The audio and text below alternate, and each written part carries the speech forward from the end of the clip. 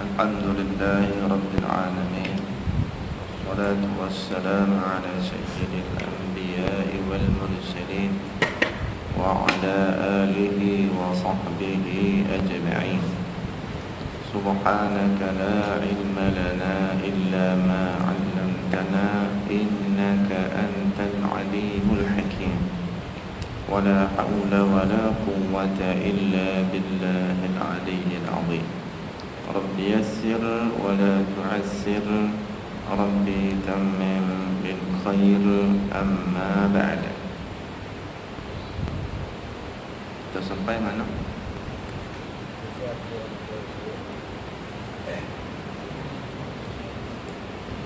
Kamu mau cuti?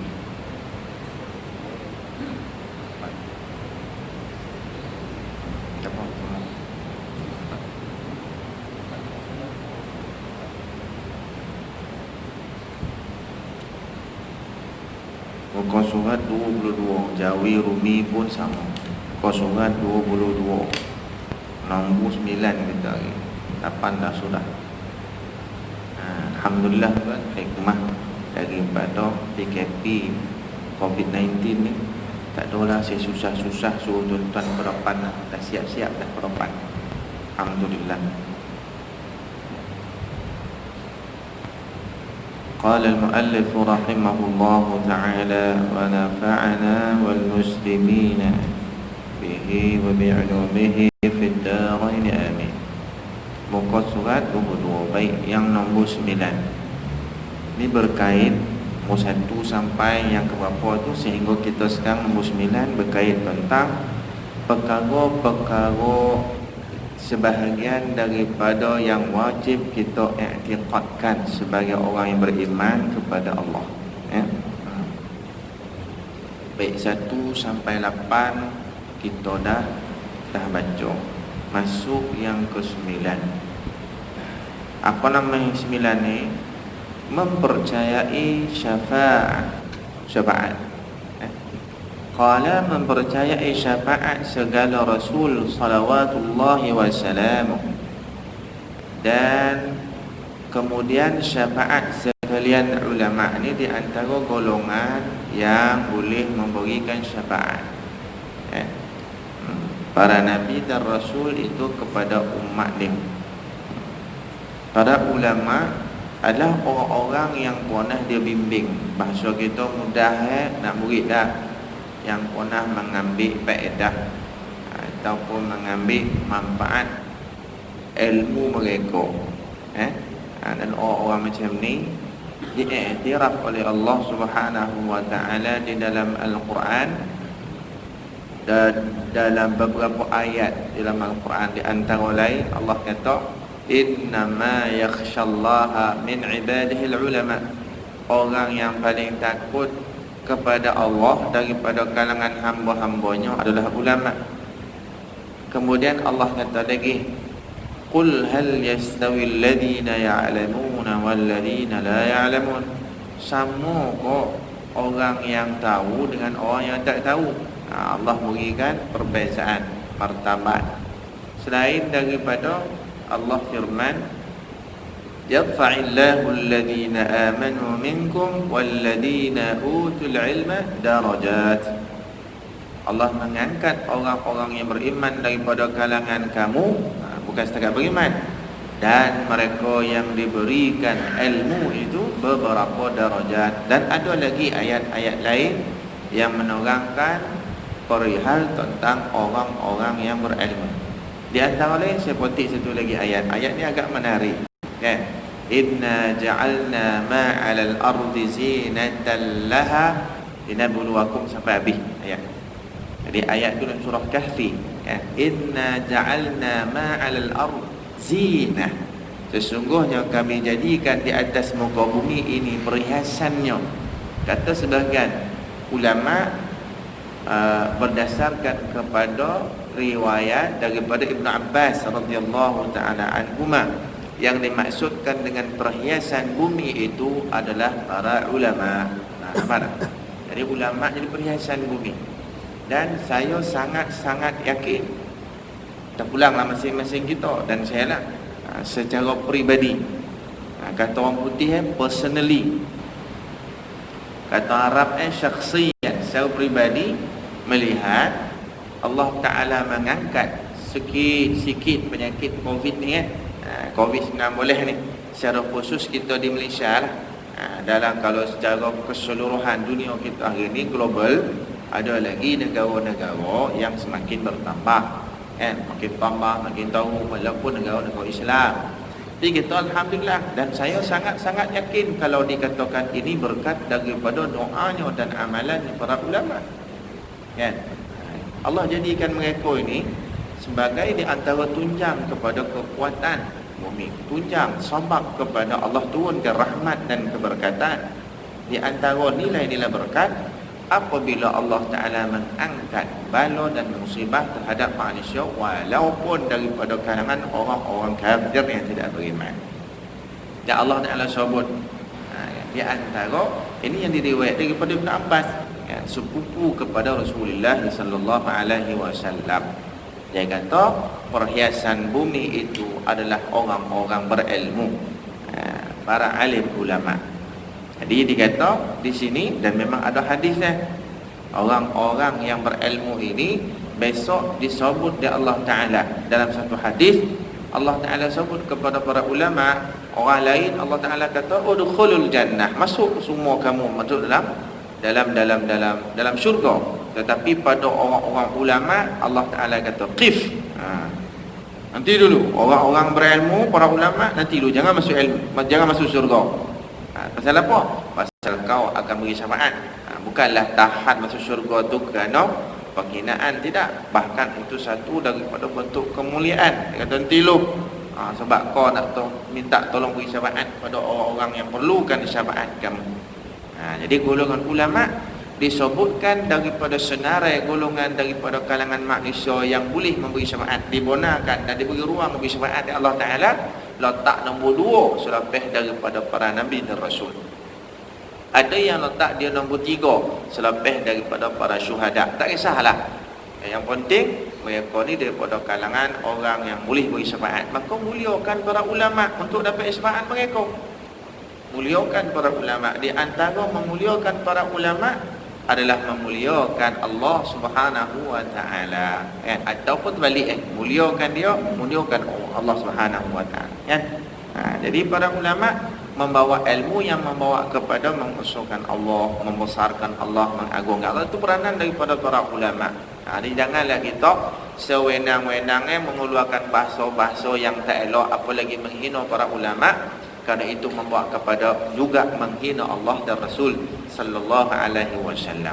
Dalam ayat Allah Subhanahu wa Ta'ala menyebut, fa in tanaza'tum fi syai'in farudduhu ila Allah war rasul, dan taklah kamu dalam keadaan bertelagah ataupun tak berapa nak ataupun kabur dalam kita merujuk dalam sesuatu hal, rujuk kepada Allah, yakni kitab Allah, Rasul, yakni hadis-hadis, dan masih lagi dalam keadaan kita sukar untuk mencari jawapannya, rujuklah kepada para ulama yang menjadi waris kepada para rasul. Mereka mewarisi apa? Dalam hadis innama al-ulama warathatul anbiya wa hum ataupun hum lam yuwarrithu dinaran wala dirhaman wa innama warathul ilm. Sesungguhnya para ulama itu waris para nabi, dan mereka tidak mewarisi duit, dinar dan dirham daripada Nabi, tetapi mereka mewarisi ilmu. Ilmu itulah yang paling mahal bagi mereka. Sekiranya para ulama yang disebut tadi ni ulama yang jalannya jalan akhirat. Ulama ni ulama akhirat. Dia ada dua lah ulama ni. Ulama baik, ulama jahat. Ulama dunia, ulama akhirat. Ulama akhirat lah yang dimasukkan dengan perkara yang kita sebut tadi. Termasuk yang ini, yang beri syafaat. Mempercayai syafaat, itu poin nombor 1 yang paling besar lah. Mempercayai syafaat. Syafaat ni asal makna tolong lah. Syafaat. Mempercayai, itu beriman, beriktikad akan syafaat segala rasul. Kemudian syafaat sekalian ulama. Kemudian syafaat sekalian syuhada. Syahid tu syuhada lah. Ada letak di nombor 2, ada letak di nombor 3, tak kisah. Dan kemudian syafaat sekalian orang mukmin menurut kemegahan dan darajat mereka di sisi Allah. Ada lagi orang-orang saleh yang Allah berikan ruang untuk bersyafaat. Di antara golongan yang disebut dalam hadis melalui beberapa riwayat. Yang pertama dah sebut dah para nabi dan rasul, kemudian para ulama, kemudian para syuhada. Kemudian ada lagi mereka yang boleh beri syafaat. Apa nama? Anak-anak yang saleh terhadap kedua orang tua. Begitu juga orang-orang yang hafal Quran, melalui hadis yang menyebut orang yang hafal Quran, hamilul Quran ataupun hafizul lil Quran, orang yang hafal Quran tusfa' boleh memberikan syafaat kepada 10 ahli keluarganya, wajabat lahumun nar, yang mereka itu telah pasti masuk neraka. Dengan amal mereka itu layaknya mereka campak dalam neraka. Datanglah orang-orang daripada kalangan penghafal Al-Quran boleh beri syafaat. Penghafal Quran daripada kalangan ahli keluarga, boleh beri syafaat. Ahli keluarga tu 10 orang tu dah tentu nak campak dalam neraka dah tu, dia boleh datang beri syafaat. Yang terakhir syafaat daripada orang yang dah duduk dalam neraka dah, nak tarik buat keluar. Tu ada orang. Itu syafaat daripada para nabi dan rasul. Mana-mana orang mukmin yang tinggal di dalam neraka, mana dah kolon campak dalam neraka dah. Orang mukmin disebut mukmin beriman tapi duduk dalam neraka. Mana dia masih beriktikad dan berpegang pada perkara-perkara asas keimanan. I'tiqad tu orang tak nafikan, tapi perbuatan amalan itu bercanggah dengan apa yang diimankan. Rukun Islam, lepas syahadah sembahyang 5 waktu dia tak sembahyang, masih lagi iman, walaupun ada sebahagian pendapat ulama dia sama macam kafir. Wajib dibunuh kalau tidak bertaubat. Itu perbahasan ulama lah. Tapi kita nak membahaskan sekiranya ada yang berpegang, pada yang tak sembahyang dia mesti beriman, macam gitulah mazhab Syafi'i, itu masih beriman selagi dia mana dia tidak mengingkari hal-hal keimanan tu. Contoh kalau dia sembahyang menafikan fardunya sembahyang. Contoh bahasa, kalau tak sembahyang kita tegur dia, pola kau tak sembahyang, apa guna sembahyang? Tu mengingkari tu bahasa tu kafir tu gue. Wal'iyadzubillah. Kalau setakat kata pola kau tak sembahyang lama dah tua dah kau ni, tak pola kau sembahyang dulu lah. Kau lah sembahyang tu tak apa, tidak mengingkari. Ada lagi bahasa-bahasa mengingkari yang kadang-kadang tak berapa disedari oleh masyarakat. Contoh, kalau kita tegur dia, kau lah tak sembahyang ni, kau ingat kau sembahyang tu kau masuk syurga, dan tak sembahyang ni tentu dengan kau, itu juga bahasa mengingkari. Bahaya, boleh jatuh murtad kafir. Wal'iyadzubillah. Banyak lagi bahasa-bahasa yang bahasa tu membawa makna mengingkari perkara-perkara iman. Perkara-perkara rukun di dalam Islam, bukan dalam ibadah. Islam tu kan ada rukun Islam kan. Dah ada lagu dah. Dia kalau kita lagu-lagu ni coba ingat kan. Rukun iman, rukun Islam kan. 5 perkara dah. Apa kat dia? Tak di laguan dapat rontok dah.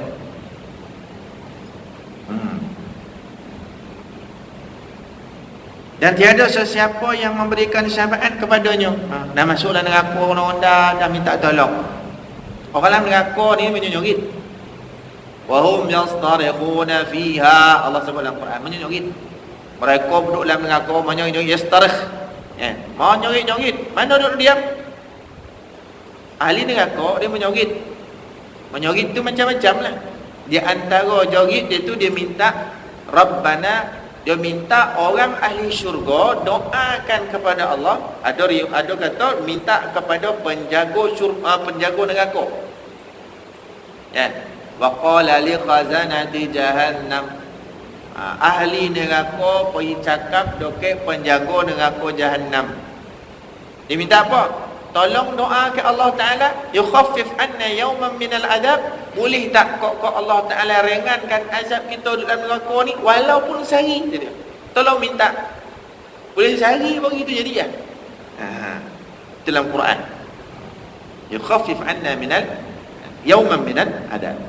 Saya cukup Allah doa dengan aku kan. Doa Quran siap-siap beritahu dah. Supaya ada rasa takut dengan azab Allah. Ada rasa takut satu tempat yang disediakan bagi orang yang Allah murka. Jadi kita usaha supaya kemurkaan Allah Ta'ala itu tidak tertimpa atas kita. Bahkan kita usaha sentiasa cari macam mana rahmat dan belas kasihan Allah sentiasa turun ke kita. Di antara cara macam tuan-tuan buat ni, suka dok kat masjid, rindu kat masjid, dah lama tak pergi dah PKP. Rindu mana kat masjid. Tu tanda tu.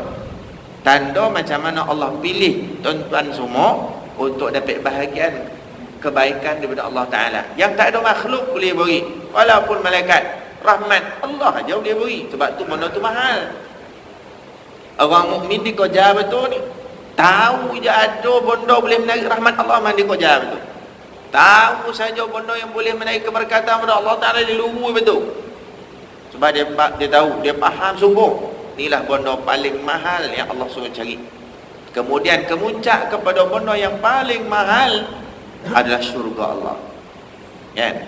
Yang disebut dalam hadis. Kan? Mana hadis tu? Ala inna sil'atallahi ghaliyah. Ala inna sil'atallahi al-jannah. Ketahuilah barang dagang Allah Ta'ala itu sangat mahal. Sil'ah ni benda yang kita biasa jual, orang beli, dan benda tu sangat berharga. Omeh, perak. Yang Allah punya yang mahal, Nabi suruh cari. Nabi kata ala sil'atallahi ghaliyah. Ketahuilah yang Allah punya semua mahal. Ghaliyah ni mahal. Dan benda yang paling mahal, ala inna sil'atallahil jannah. Ketahuilah dia, barang yang paling mahal Allah punya tu syurga. Begitu juga hadis Nabi sallallahu alaihi wasallam pernah menyebut, salullaha tamaman ni'mah. Mintalah dengan Allah Ta'ala akan nikmat yang paling sempurna. Sahabat pun bertanya, wa ma tamamun ni'mati ya Rasulullah? Apa dah kesempurnaan nikmat yang paling hebat sekali? Nikmat yang paling sempurna yang kau maksudkan tu apa dah? Qala sallallahu alaihi wasallam dukhulul jannah. Itu.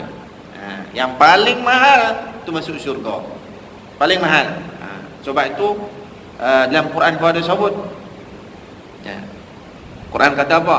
Sabiqu ila maghfiratin min rabbikum wa jannah. Berlumba-lumbalah kamu untuk cari dan untuk dapatkan pengampunan Allah, dan berlumba-lumbalah cari syurga Allah. Salah apa? Benda yang dilumba ni benda mahal. Berlari nak dapat nombor 1. Takat nombor 1 je kau? Tak, dia ada benda sebalik nombor 1. Paling tidak nama naik, paling tidak nama gah. Tambah lagi bila ada habuan-habuan yang dia peroleh, duit ekor, pangkat ekor dan sebagainya. Balik daripada dia menang dapat berlumba ni, mesti ada orang lain. Dia tak boleh seorang, tak berlumba nama gila. Kan? Kalau berlumba ni ada pesaing. Berlumba. Sebab tu syurga ni dia bukan setingkat, 7 tingkat. Itu hasil daripada berlumba lah. Lumba handa kau ni tingkat 1. Duk sama para Nabi dan Rasul. Berlumba tak apa nak cukup, pek tingkat kedua. Sampai lah ke bawah. Sebab tu nama berlumba. Berlumba tu tingkat tu tak sama. Yang etes sekali bukan setakat 2 etes kau pek mu 1. Berlumba kau handa. Kau pek hadiah habuan sebalik tu. Apa habuan ni? Banyak. Lagu Kautsar situ diam. Para Nabi dan Rasul situ diam. Nabi kita Muhammad sallallahu alaihi wasallam situ diam. Para sahabat Nabi semua sekali yang hebat-hebat dan agung-agung tu situ diam. Tu habuan namanya. Habuan nombor 1. Sebab apa? Anda ada berlumba. Dan berlumba tu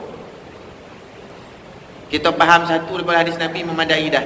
Nabi kata apa?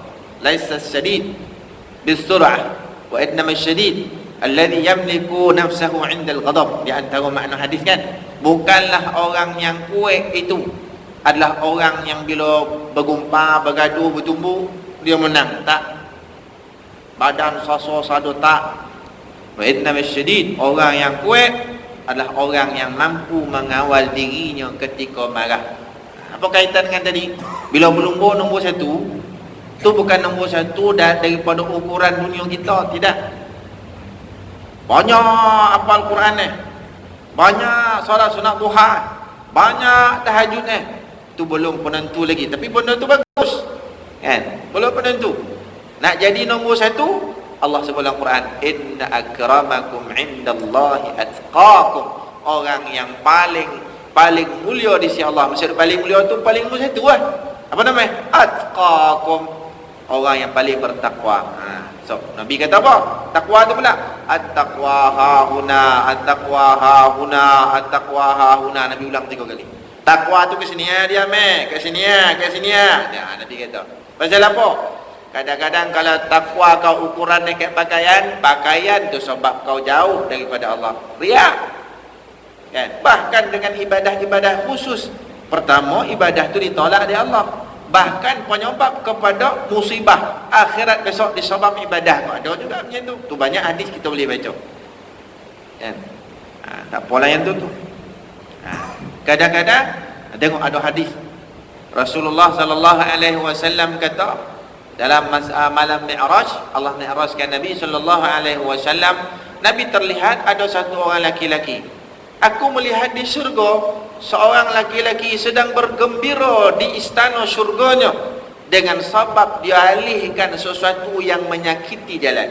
Pada tu halang jalan dia alih syurga dah. Pak atqakum, nilaian atqakum di sisi Allah Taala tu ukur macam tu. Jadi nombor satu tu nilaian tu bukan kita. Nak jadi nombor satu nilaian di sisi Allah Ta'ala. Usaha kita macam tuan-tuan baik ni usaha malangkang bongkar usaha, bagi kang tuha usaha kita, macam-macam usaha kita. Sebab tu Nabi khabar berlumba, fastabiqul khairat, lumba. Berlumba ni bukan saja berlumba. Orang nak berlumba tuan-tuan mesti ada training. Mana masuk-masuk dah tentu corot training. Tu kita ibadah pun dah training macam mana nak training tu apa? Tak boleh tidak kau nak ada pengetahuan tentang kan? Itulah nama ilmu. Baik.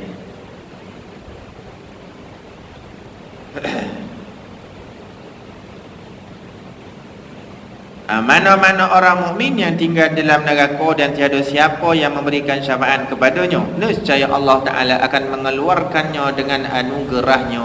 Siapa? Allah Ta'ala. Dengan itu tiada orang mukmin yang kekal di dalam api neraka. Ini masalah kalau di pada kalangan orang Islam kita faham elok dah. Tapi dia pegang tak guna cara. Dia faham elok, tapi pegang tak guna. Pegangnya macam mana? Dia faham semua orang mukmin lagi mana ada nilai iman dalam hidupnya masa atas dunia, dia pasti akan masuk syurga. Walaupun beberapa ketika Allah meletakkan hukum untuk masuk dalam neraka, tapi dia takkan duduk selama-lama, kan keluar. Betul tak faham aku? Betul. Pegang tak kena. Kita ni, ni pegang tak kena ni. Kita ni tak apa orang Islam ni, orang mukmin ni.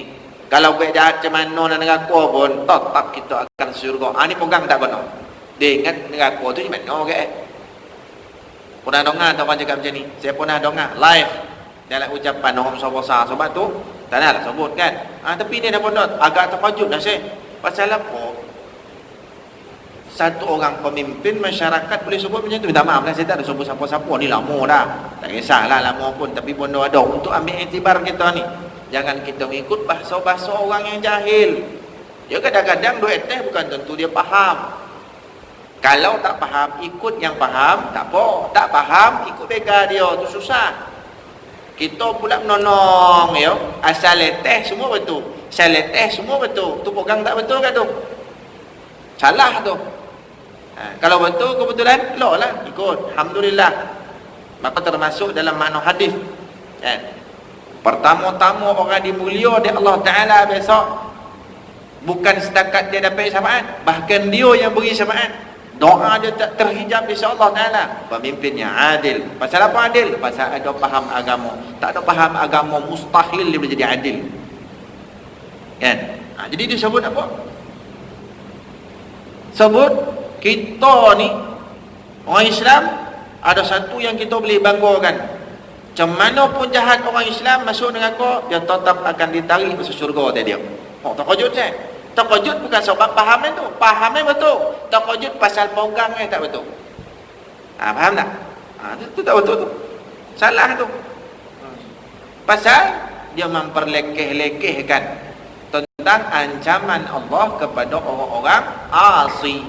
Orang yang buat salah, buat maksiat, buat jahat. Allah ancam dalam Quran. Salah niya ancam salah niya azab kat mana, salah niya macam mana cara Allah azab dia. Tu ancaman. Dia pula buat lekeh-lekeh macam tu kan, tak boleh. Tu sebab pegang tak betul. Tu hadis pun lambat-lambat cerita. Jangan sebab kesudahan neraka. Tu kan. Pegang tu biar betul.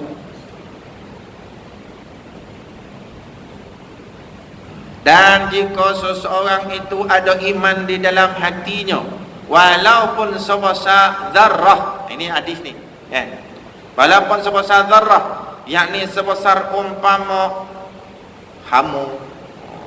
Ada sebahagian kitab-kitab Jawi lama dia kata biji sawi. Sebab ulama-ulama dulu dia buat kajian berdasarkan pada suasana hidup mereka tu. Apa benda paling kecil pada pemerhatian dia, pada penghalusan dia nampak biji sawi itu paling kecil. Orang pegang biji sawi lah. Dia nak yang paling kecil tu biar nampak ada mata. Tapi lah pada nampak ada mata tu yang paling kecil. Ada yang kata tu tak paling kecil. Pasal ada paling kecil lagi, hamur tadi dia. Bagi dia hamur tu bagi dia boleh tengok. Dan contoh lah kan. Jadi semua ni kajian ni tak salah. Kalau yang kata sebesar darah, iya. Kalau yang kata hamur, iya. Kalau yang kata sebesar biji sawi, iya. Jangan kita perlekeh dan persalahkan. Sebab dia bercakap berdasarkan apa yang dia alami. Jadi kalau sekarang ni zarrah, dalam Quran sebut zarrah, dalam hadis sebut zarrah. La yadkhulul jannata man kana fi qalbihi mithqala dzarratin min kibrin. Tidak akan masuk syurga orang yang dalam hatinya ada kesombongan walaupun sebesar zarrah. Tu hadis dalam Quran, faman ya'mal mithqala dzarratin khairan yarahu. Betul tak? Nabi tu tengah tu yang bayar kadang salah tu. Faman ya'mal mithqala dzarratin khairan yarahu. Khairan yarah. Satu lagi syarran yarah. Siapa beramal walaupun sebesar zarrah akan diperlihatkan. Jadi zarrah itu diterjemahkan dalam berbagai bahasa, berbagai kalimah, bukan bahasa, kalimah. Ada yang mengatakan sebesar zarrah itu ibarat kuman. Itu sampai dah tak nampak langsung dah. Dia kata pun dah tak nampak, boleh nampak. Kalau hari ni lah, boleh nampak. Tapi alat kita guna pakai untuk penampakan dia. Cubalah macam kita. Tak boleh macam tu. Dia ni kalau kecil ni yang nampak lah. Dia pun paling kecil. Yalah nampak lah pakai mikroskop dia. Tak boleh. Habis tu orang abun pakai spek tu macam mikroskop lah. Satu alat dia. Itu kita biarkanlah orang-orang yang alim berbahas. Kita ni nak pakai yang poin besar. Apa namanya? Buat amal macam mana pun akan dipertanggungjawab oleh Allah Ta'ala di yaumil qiyamah tu. Poin paling besar. Walaupun sebesar zarrah iman tu, dia kata nescaya dikeluarkan daripada api neraka, maka ia masuk ke dalam syurga. Ada riwayat hadis Nabi SAW cerita yang Allah memerintahkan malaikat, hei malaikat, kau pergi tengok siapa-siapa yang dalam neraka yang dekat dahi ada tanda dia pernah sujud pada aku walaupun sekali seumur hidup, tarik pun masuk syurga. Ada tak? Ada. Sujud pada Allah Ta'ala walaupun sekali, ada tanda malaikat boleh guna. Yang tu tadi ni cerita iman, ini cerita amal. Ada pernah sujud pada aku kata Allah Ta'ala, tarik. Ini poin apa? Poinnya ada orang mukmin yang ditarik daripada neraka untuk dimasukkan dalam syurga. Yang antara sebab yang kita sebut ada nilai imannya walaupun sebesar darah. Tadi contoh hadis yang saya kata tadi ni ada amal ni. Amal tu bahawa dia pernah tunduk pada Allah Ta'ala, sujud pada Allah Ta'ala. Masuk. Itu semua penilaian di sisi Allah Ta'ala. Allah berkehendak untuk dia dimasukkan ke dalam syurga, apa sebab sekalipun pulang ke Allah. Sebab neraka ke syurga tu hak Allah. Allah nak masukkan siapa-siapa dalam syurga, ikut dia. Allah nak campakkan siapa-siapa dalam neraka, ikut dia. Tapi secara pasti kita faham Allah Ta'ala itu antara belas kasihan, maha belas kasihan. Allah Ta'ala itu maha adil. Allah Ta'ala itu maha bijaksana. Dengan segala sifat kesempurnaan, segala keputusan Allah, itulah keputusan yang maha bijaksana dan maha adil dia. Baik, selesai nombor 9. Kita pergi nombor 5. Kita sampai ke 7 kan? 2 minit lagi. Tak apa. Ujung-ujung ni yang Allah ni. Nombor 10. Mengiktikadkan bahawa segala sahabat Nabi radhiyallahu anhum semuanya adil. Dia nak sabitkan sahabat Nabi ni, sebab kalau ikut sirah Nabi, dia takkan lari daripada kaitan dengan para sahabat lah.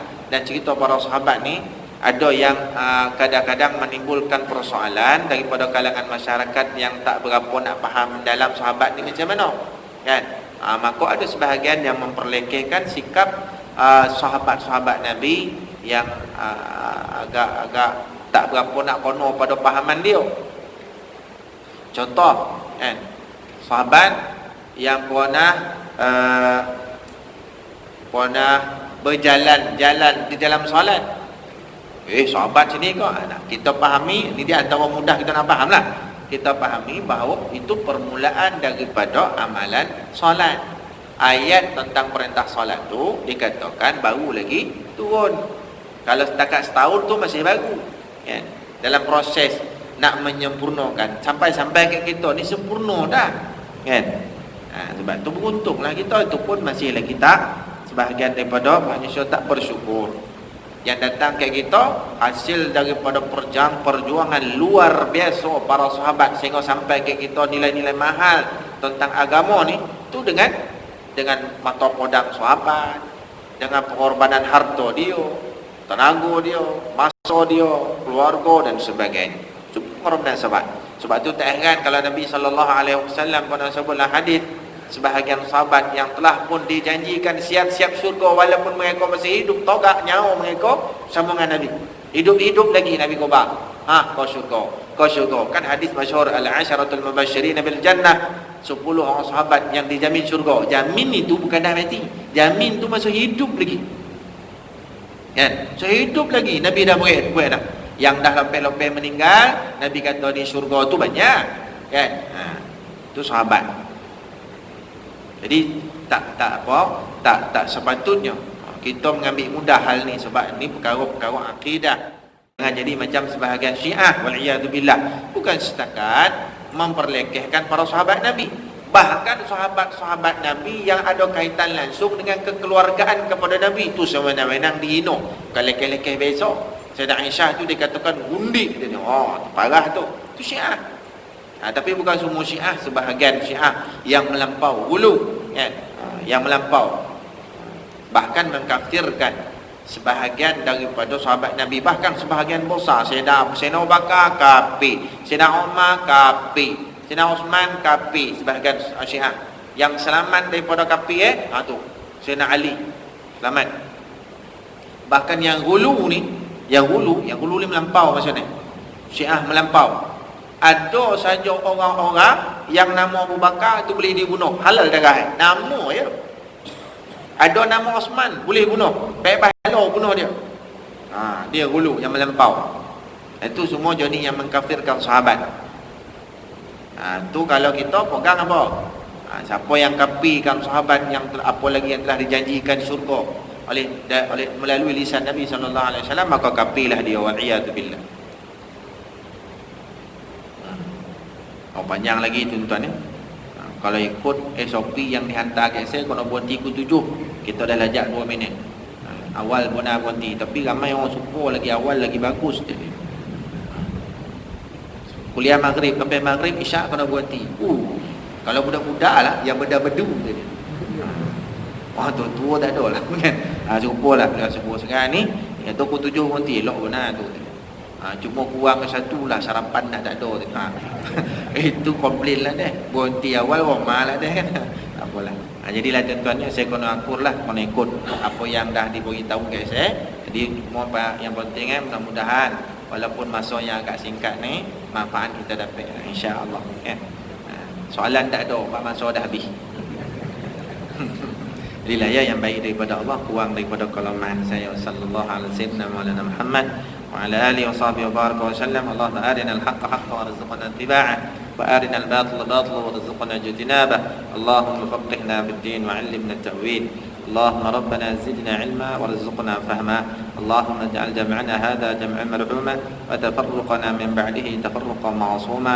وصلى الله على سيدنا مولانا محمد وعلى آله وصحبه وبارك وسلم والحمد لله رب العالمين. السلام عليكم ورحمة الله.